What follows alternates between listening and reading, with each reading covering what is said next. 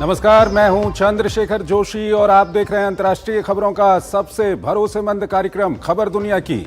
इस कार्यक्रम में हम आपको इस वक्त की बड़ी और महत्वपूर्ण अंतर्राष्ट्रीय खबरें बताते हैं और दो बड़ी खबरों पर अपने विशेषज्ञ मेहमान के साथ चर्चा भी करते हैं।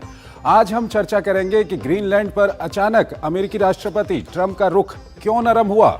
साथ ही चर्चा करेंगे ट्रंप के नेतृत्व में गाजा पीस बोर्ड में शामिल होने को लेकर पाकिस्तान के अंदर क्यों बवाल मचा हुआ है। कार्यक्रम में हम आपको यह भी बताएंगे कि बांग्लादेश के सेना प्रमुख की चिंता अचानक आगामी आम चुनाव से पहले क्यों बढ़ गई है। होंगी और भी महत्वपूर्ण अंतर्राष्ट्रीय खबरें, लेकिन आइए सबसे पहले आपको दिखाते हैं इस वक्त की अंतर्राष्ट्रीय हेडलाइंस। अमेरिकी राष्ट्रपति डोनाल्ड ट्रंप ने दावोस में बोर्ड ऑफ पीस किया लॉन्च। हस्ताक्षर समारोह में शामिल हुए 19 देश। ट्रंप ने कहा, बोर्ड यूएन के साथ मिलकर करेगा काम। हमास को दी चेतावनी, हथियार नहीं डाले तो कर देंगे खत्म। ग्रीनलैंड पर यूरोप के कड़े रुख के बाद नरम पड़े राष्ट्रपति ट्रंप के तेवर। विरोध करने वालों पर टैरिफ लगाने का विचार टाला। कहा, नाटो प्रमुख के साथ हुई बातचीत में संभावित समझौते का फ्रेमवर्क तैयार। डेनमार्क ने भी चर्चा को बताया सकारात्मक। अमेरिकी विशेष दूत विटकॉफ रूसी राष्ट्रपति व्लादिमीर पुतिन से करेंगे आज मुलाकात। ट्रंप से मुलाकात के लिए दावोस पहुंचे राष्ट्रपति ज़ेलेंस्की। ट्रंप ने यूक्रेन पर जल्द समझौता होने के दिए संकेत।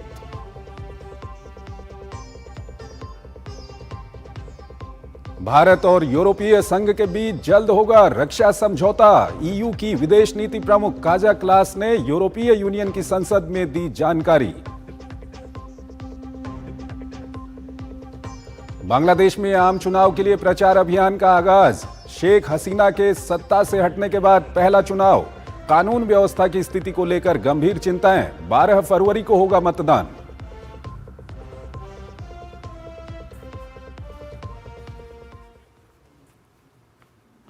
और आइए आपको पहली बड़ी खबर की ओर लिए चलते हैं। ग्रीनलैंड को लेकर इस वक्त का सबसे बड़ा सवाल यह है कि दावोस में ऐसा क्या हुआ कि हर हालत में ग्रीनलैंड को अमेरिका का हिस्सा बनाने की मंशा पाले अमेरिकी राष्ट्रपति अचानक नरम क्यों पड़ गए। ट्रंप ने यहां तक कह दिया कि वो ग्रीनलैंड पर कब्जा करने के लिए कोई सैन्य कार्रवाई भी नहीं करेंगे। उन्होंने ग्रीनलैंड पर कब्जे का विरोध करने वाले देशों पर टैरिफ लगाने से भी कदम पीछे खींच लिए। आइए इस संबंध में आपको एक खास रिपोर्ट दिखाते हैं और फिर इस पर अपने विशेषज्ञ मेहमान से चर्चा करेंगे। Situation more clear. अमेरिकी राष्ट्रपति डोनाल्ड ट्रंप इन दिनों ग्रीनलैंड को अमेरिका का हिस्सा बनाने के लिए बेकरार हैं। ट्रंप बार बार कह रहे हैं कि ग्रीनलैंड को हासिल करने के लिए किसी भी हद तक जा सकते हैं। हालांकि यूरोपीय देशों की नाराजगी के बाद उन्होंने अपने रुख में थोड़ा लचक पैदा की है। नाटो के साथ हुई बातचीत के बाद ट्रंप ने कहा है कि अमेरिका ग्रीनलैंड को लेकर एक संभावित समझौते की तलाश कर रहा है। उन्होंने ग्रीनलैंड को हासिल करने की अमेरिकी योजना का विरोध करने वाले यूरोपीय देशों पर टैरिफ लगाने के अपने प्लान को भी फिलहाल छोड़ दिया है। सोशल मीडिया साइट ट्रूथ पर ट्रंप ने कहा कि नाटो के प्रमुख के साथ हुई एक बहुत ही सार्थक मुलाकात के बाद ग्रीनलैंड और आर्कटिक क्षेत्र से जुड़े एक संभावित समझौते का फ्रेमवर्क तैयार हुआ है। हालांकि उन्होंने इसके बारे में ज्यादा ब्यौरा नहीं दिया। नाटो ने भी इस बैठक को बेहद सार्थक बताया। इससे पहले ट्रंप ने वर्ल्ड इकोनॉमिक फोरम के मंच से ग्रीनलैंड को हासिल करने के लिए सैन्य बल के इस्तेमाल की संभावना को खारिज कर दिया था। राष्ट्रपति ट्रंप ने सोशल मीडिया ट्रूथ पर लिखा कि ग्रीनलैंड और वास्तव में पूरे आर्कटिक क्षेत्र को लेकर एक भविष्य के समझौते का फ्रेमवर्क तैयार कर लिया है। अगर इस पर बात बनती है तो ये सिर्फ अमेरिका नहीं बल्कि सभी नाटो देशों के लिए लाभकारी होगा। ट्रंप ने यह भी बताया कि विदेश मंत्री मार्को रूबियो और विशेष दूत विटकॉफ बातचीत जारी रखेंगे और इससे जुड़े अपडेट को लेकर उन्हें सीधे रिपोर्ट करेंगे। ट्रंप ने सीएनबीसी से कहा कि यह संभावित समझौता हमेशा के लिए चल सकता है और इसमें खनिज पर अधिकारों के साथ साथ प्रस्तावित golden dome missile defence system भी शामिल हो सकता है। इससे पहले ट्रंप ग्रीनलैंड को लीज पर लेने के विचारों को खारिज कर चुके हैं। मीडिया रिपोर्ट्स के अनुसार बातचीत के लिए जो प्रस्ताव पेश किया गया है उसमें साइप्रस में मौजूद ब्रिटेन के सैन्य अड्डे जैसी हो सकती है जो ब्रिटिश ओवरसीज टेरिटरीज का हिस्सा है। हालांकि डेनमार्क का अमेरिका के साथ पहले ही ऐसा समझौता है, वो जितने सैनिक चाहे तैनात कर सकता है। क्षेत्र के उत्तर पश्चिमी सिरे पर स्थित P2 बेस में 100 से ज्यादा अमेरिकी सैन्य कर्मी स्थायी रूप से तैनात हैं। वहीं ग्रीनलैंड को लेकर अमेरिका और यूरोप के बीच जारी जुबानी जंग रूस को काफी रास आ रही है। राष्ट्रपति पुतिन ने स्थिति पर चुटकी लेते हुए कहा कि ग्रीनलैंड की कीमत करीब 200 से 250 मिलियन डॉलर हो सकती है। हालांकि उन्होंने साफ किया कि रूस का इससे कोई लेना देना नहीं है। और इस खबर पर ज्यादा बात करने के लिए हमारे साथ जुड़ रहे हैं SR तायल, पूर्व वरिष्ठ राजनयिक हैं, विदेशी मामलों के जानकार हैं। तायल साहब, बहुत बहुत स्वागत है आपका हमारे इस कार्यक्रम में। तायल साहब, पहला सवाल यही है कि ट्रंप का जिस तरह का रुख था, लोगों को तो लग रहा था कि ये कहीं कोई बड़ी सैन्य कार्रवाई वहां पर ग्रीनलैंड को लेकर के ना कर दें, लेकिन अचानक से वो नरम पड़ गए। क्या कुछ आपको कारण लगता है इसके पीछे? देखिए, राष्ट्रपति ट्रंप का जो अंतर्राष्ट्रीय जितने भी मुद्दे हैं उन पे काम करने का ढंग अपना ही है, और वो एक मैक्सिमम डिमांड से चलते हैं और फिर धीरे धीरे एडजस्ट करते हैं, ये देख के कि दूसरी साइड से क्या रिस्पॉन्स है और क्या उनका रुख है। तो अगर बिल्कुल इसकी जड़ में जाएं तो राष्ट्रपति ट्रंप ने कहा है कि आर्कटिक की सिक्योरिटी के लिए ग्रीनलैंड बहुत महत्वपूर्ण है जी। क्योंकि आर्कटिक सर्किल जैसे गर्मी बढ़ रही है तो वो खुल जाएगा, और आर्कटिक सर्किल के ऊपर जो एक ये डोम बना रहे हैं रक्षा का, जो मिसाइल जो भी अगर चलेगा वो रशिया से चलेगा या चाइना से चलेगा, तो वो नॉर्थ पोल और आर्कटिक के ऊपर से होता हुआ अमेरिका की तरफ आएगा। तो वहां रडार उनके पहले भी लगे हुए हैं, वो और भी ज्यादा रडार वगैरह लगाना चाहते हैं। और दूसरी चीज तो है ही कि वहां पे मिनरल्स, क्रिटिकल मिनरल्स वगैरह हैं। तो अगर जड़ में जाएं, देखिए सॉवरेनिटी एक जगह है, पर सॉवरेनिटी के अंदर वो चाहते क्या है कि उनको एक बेस तो ऑलरेडी है और बेस अमेरिकन बनाने का एक रास्ता खुले, और जो भी वहाँ मिनरल्स हैं उनको एक्सप्लॉइट करने का भी उनको अधिकार हो। हमें ये याद रखना चाहिए कि यूक्रेन के साथ भी अमेरिका ने एक डील की थी मिनरल्स की जी, जो जिस तरह कहा गया था कि जो भी पैसा अमेरिका ने अभी तक खर्च किया है यूक्रेन के ऊपर, वो यूक्रेन की खनिज पदार्थों को निकाला जाएगा और उसमें से जो भी प्रॉफिट होगा वो आधा यूक्रेन को जाएगा और आधा अमेरिका को जाएगा। तो देखिए, अब राष्ट्रपति ट्रंप तो शुरू से एक बिजनेसमैन रहे हैं और रियल एस्टेट डेवलपर रहे हैं, तो वो इकोनॉमी भी देखेंगे और सिक्योरिटी भी उनके लिए बहुत प्रमुख है। तो वो जो कह रहे हैं कि एक तरह के एक फ्रेमवर्क, किस तरह से एक समझौता होगा, उसके फ्रेमवर्क को बनाने को लेकर के बातचीत हो गई है। किस दिशा में ये समझौता जा सकता है आने वाले दिनों में? किस तरह का ये फ्रेमवर्क होगा? क्या कुछ समझौता हो सकता है आने वाले दिनों में ग्रीनलैंड के साथ? तो जो खबरें आ रही हैं कि राष्ट्रपति ट्रंप पूरी अपनी सॉवरेनिटी नहीं करना चाहेंगे, और उसको खरीदने का जो उन्होंने एक प्रस्ताव किया था कि वो ग्रीनलैंड को खरीद लेंगे डेनमार्क से, उससे भी शायद थोड़ा सा पीछे हट गए हैं। और जो आ रहा है खबरों में कि कुछ और एरिया ग्रीनलैंड का अमेरिका को दे दिया जाएगा, जिसको कि अमेरिकन टेरिटरी कहा जाएगा, जिस पर उनको पूरे अधिकार होंगे अपनी बेस वगैरह बनाने का।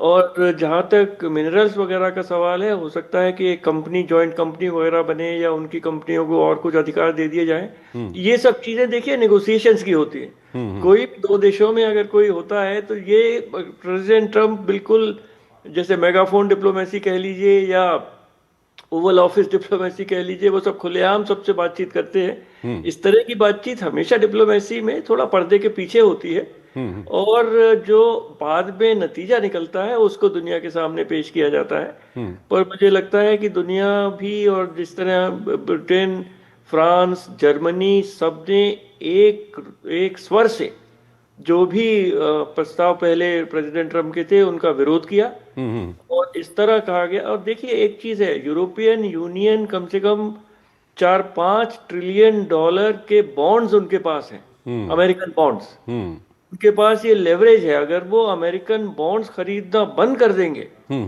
तो ये जो इतना डेफिसिट जो अमेरिका का है वो अमेरिकन ट्रेजरी बॉन्ड से, यानी कि कहीं ना कहीं जो यूरोप की ओर से एक ट्रेड बजूका लागू करना या ट्रेड का एक डर दिखाया गया और जो इकोनॉमी का डर दिखाया गया, अमेरिका पे असर हुआ उसका? ऐसा लगता है कि उस पर असर हुआ है, क्योंकि 10% जो ड्यूटी की बात जो की थी राष्ट्रपति ट्रंप ने, अब वो उन्होंने पब्लिकली कह दिया है कि वो अब नहीं लगाई जाएगी। तो मुझे लगता है कि दूसरी बैक चैनल से ये सब बताया गया होगा प्रेसिडेंट ट्रंप को कि यूरोपियन यूनियन के भी उनके ऊपर दबाव ला सकता है, और वो ये कभी नहीं चाहेंगे कि डॉलर की क्षमता कम हो। डी डॉलराइजेशन का बहुत डर है अमेरिका को और राष्ट्रपति ट्रंप को। और अगर उन्होंने इस तरह का लगाया, और वो दुनिया ने जो चाइना खरीदता है उनके बॉन्ड्स सबसे अधिक, यूरोपियन यूनियन खरीदता है अमेरिकन ट्रेजरी बॉन्ड्स, उन्होंने अगर खरीदना कम कर दिया और ऑफलोड कर बेचना शुरू कर दिया, तो अमेरिकन डॉलर और शेयर मार्केट एकदम नीचे गिर जाएगा। तो बहुत सारी चीजें होती हैं। बिल्कुल सर यहाँ पर एक सवाल ये भी आता है कि ये जो पूरा तनाव हुआ इसमें काफी डेंट हो गया है यूरोप और अमेरिका के संबंधों में, ये क्या इसकी भरपाई हो पाएगी?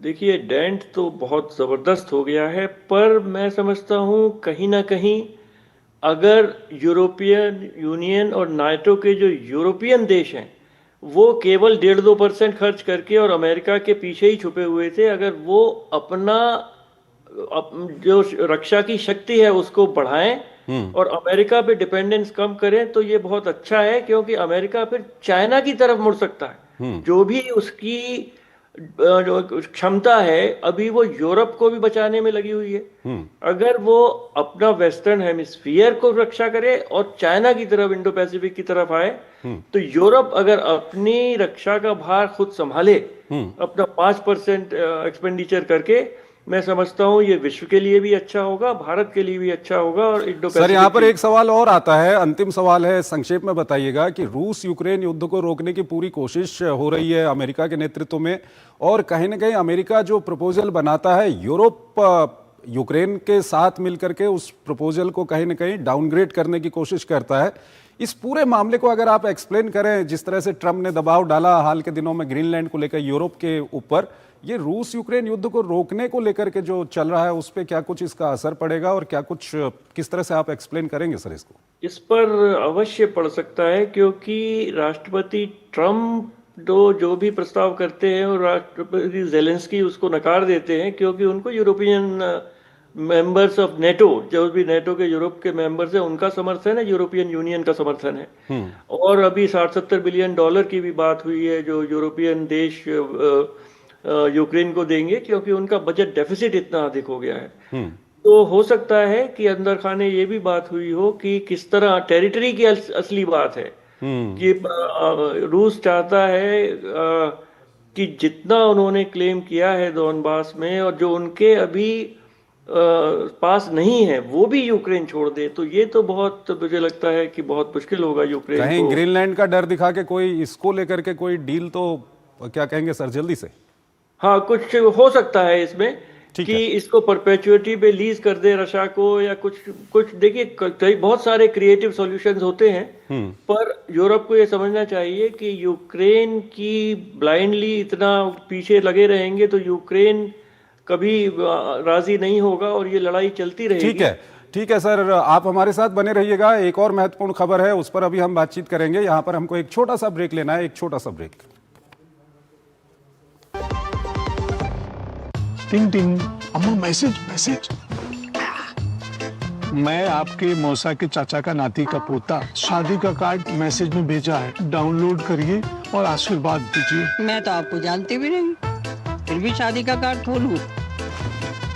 मैं मूर्ख नहीं हूँ। क्या बात है अम्मा। यूपीआई कहता है अगर कोई अनजान नंबर से फाइल या लिंक भेजे तो क्लिक मत करो और कहो मैं मूर्ख नहीं।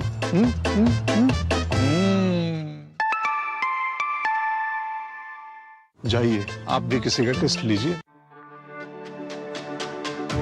मेरी पसंद, मेरी पसंद, मेरी पसंद, मेरी पसंद, हमारी पसंद, हम सबकी पसंद। मजबूत देश का मजबूत सरिया हो गया स्टील। स्वागत है आपका ब्रेक के बाद। अगली महत्वपूर्ण खबर की ओर आपको लिए चलते हैं। पाकिस्तान की सत्ता और पाकिस्तान के सेना प्रमुख फील्ड मार्शल आसिम मुनीर इन दिनों काफी परेशानी में हैं और इस बार उनकी परेशानी पाकिस्तान के अंदर से ही खड़ी हुई है। दरअसल अमेरिकी राष्ट्रपति डोनाल्ड ट्रंप की गुड बुक्स में बने रहने के लिए पाकिस्तान ने ट्रंप के नेतृत्व में गाजा पीस बोर्ड में शामिल होने का फैसला तो कर दिया, लेकिन इसको लेकर विपक्ष और पाकिस्तान के धार्मिक नेता पाकिस्तान सरकार, खासकर आसिम मुनीर को कटघरे में खड़ा कर रहे हैं। आइए आपको इस सिलसिले में एक रिपोर्ट दिखाते हैं और फिर इस पर अपने विशेषज्ञ मेहमान से चर्चा करेंगे। राष्ट्रपति डोनाल्ड ट्रंप को खुश करने के लिए बिछ गया पाकिस्तान, लेकिन उसका ये फैसला उसके लिए बड़ी मुसीबत बनता दिखाई दे रहा है। जैसे ही पाकिस्तान ने ट्रंप के board of peace for Gaza में शामिल होने की बात कही, देश के भीतर तीखी राजनीतिक तूफान खड़ा हो गया। पाकिस्तानी सरकार इसे शांति की दिशा में योगदान बता रही है, लेकिन देश के भीतर इसे फिलिस्तीन के हक से समझौता माना जा रहा है। सीनेट में विपक्ष के नेता अल्लाम राजा नासिर अब्बास ने इस फैसले को नैतिक रूप से गलत और अस्वीकार बताया। इसके अलावा कई विपक्षी नेताओं ने भी सरकार के खिलाफ मोर्चा खोल दिया है। सवाल यह भी है कि IMF के कर्ज पर टिका पाकिस्तान $1 बिलियन का भुगतान कहां से करेगा।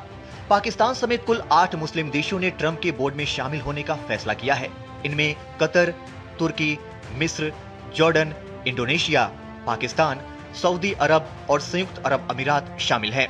एक बयान में इन देशों ने कहा है कि हर देश अपने अपने कानूनी और जरूरी प्रक्रियाओं के तहत इसमें शामिल होने से जुड़े दस्तावेजों पर हस्ताक्षर करेगा।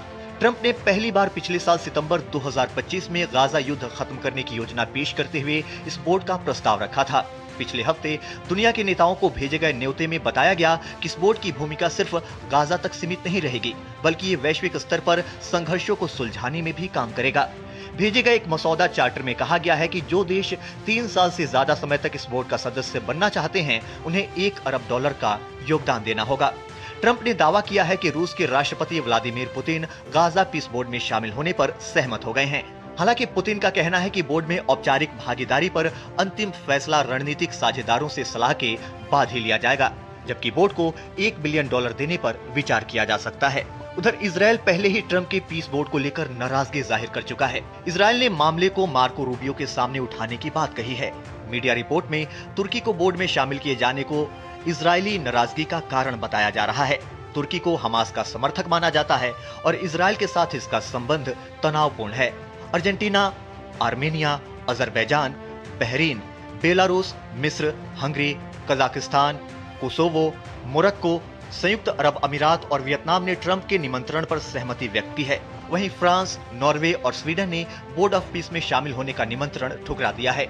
इसके अलावा ब्रिटेन, चीन, इटली, रूस, तुर्की, यूक्रेन, सिंगापुर, स्लोवेनिया, क्रोएशिया और यूरोपीय यूनियन की कार्यकारी शाखा ने अभी तक कोई स्पष्ट निर्णय नहीं लिया है। एसआर तायल हमारे साथ जुड़े हुए हैं, विदेशी मामलों के जानकार हैं, उनसे हम बातचीत करेंगे। तायल साहब, पाकिस्तान में कहीं ना कहीं भीतर खाने जो गाजा का ज्वालामुखी है वो फटा हुआ है और इसकी गाज कहीं ना कहीं गिर रही है फील्ड मार्शल आसिम मुनीर और पाकिस्तान की सत्ता के ऊपर। क्या कुछ कहेंगे आप? देखिए, ये जो बोर्ड ऑफ पीस बना था वो तो UN सिक्योरिटी काउंसिल के एक रेजोल्यूशन के अनुसार बना था।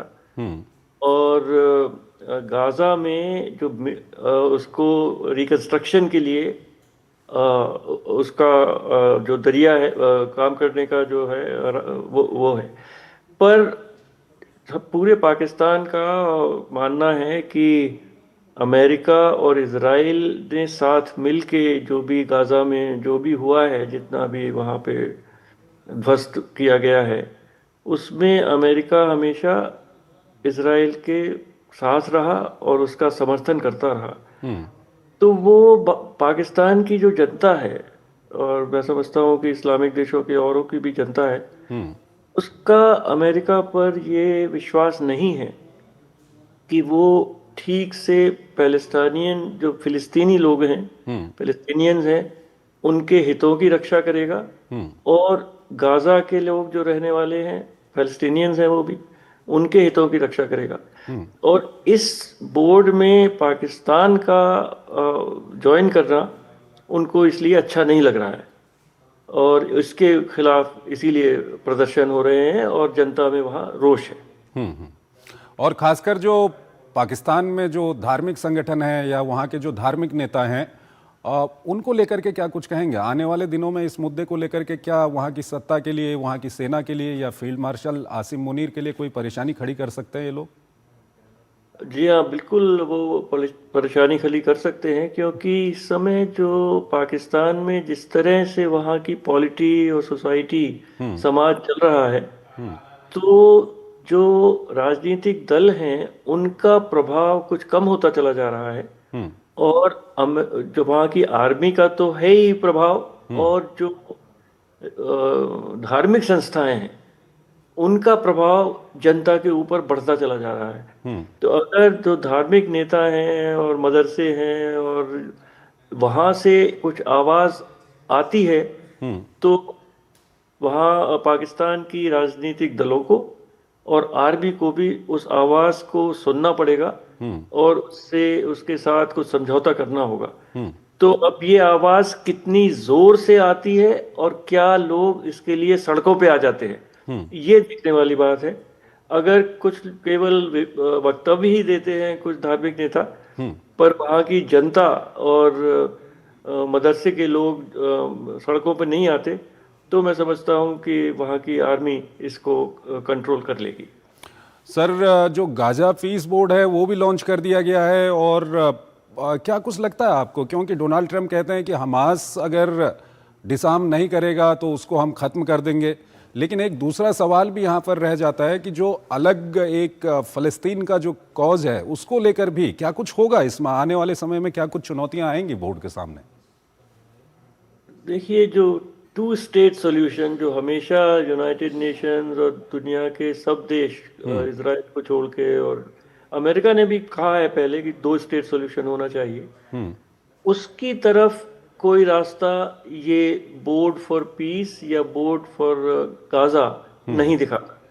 केवल गाजा के रिकंस्ट्रक्शन की बात हो रही है, और राष्ट्रपति ट्रंप बार बार कहते हैं कि उसको रिवेरा बना देंगे, फ्रेंच रिवेरा बना देंगे, क्योंकि वो समुद्र के किनारे है और अच्छा उसकी जलवायु है। तो केवल गाजा रिकंस्ट्रक्शन एक इकोनॉमिक प्रोजेक्ट की तरह इसको देखा जा रहा है। हमास को डिसार्म करने की भी वो बात करते हैं, तो ये भी क्या काफी सरल है क्या, हमास को वहां पर डिसार्म कर देंगे? ये बिल्कुल सरल नहीं होगा, क्योंकि एग्जीक्यूटिव बोर्ड के साथ कुछ फौजें भी जाएंगी, कि एक इंटरनेशनल पीस ग्रुप की भी बात हो रही है, और उसमें भी इस्लामिक देशों के लोगों को भी के प्रतिनिधित्व भी रहेगा। तो अगर वो गाजा के हमास के खिलाफ कुछ कार्रवाई करेंगे तो उनकी अपनी जनता में बहुत रोष होगा। तो इस समय अभी ये बहुत शुरू का स्टेप्स हैं, किस तरह ये बोर्ड आगे चलता है, कैसे इंटरनेशनल फोर्स कैसे बनेगी, और किस तरह वो हमास को डिसार्म करवाएंगे, उनका निशस्त्रीकरण करवाएंगे, ये अभी देखने वाली बात है। बिल्कुल, लेकिन इस बोर्ड से दुनिया को काफी आशाएं हैं कि ये बोर्ड कहीं ना कहीं जो गाजा की फ्लाइट है, जो गाजा का दुख है, उसको दूर करने में ये बोर्ड काफ़ी कारगर सिद्ध होगा। ताहिर साहब, बहुत बहुत शुक्रिया हमारे इस कार्यक्रम में जुड़े रहने के लिए, और दोनों ही महत्वपूर्ण विषयों पर अपना महत्वपूर्ण विश्लेषण हमारे दर्शकों के साथ साझा करने के लिए। और इसी के साथ अंतर्राष्ट्रीय खबरों के हमारे इस खास कार्यक्रम को हम यहीं पर समाप्त करते हैं, लेकिन जाते जाते आपको छोड़ जाते हैं आज की कुछ और महत्वपूर्ण और बड़ी अंतर्राष्ट्रीय खबरों के साथ। आप इन खबरों को देखिए और हमारी पूरी टीम को इजाज़त दीजिए। नमस्कार।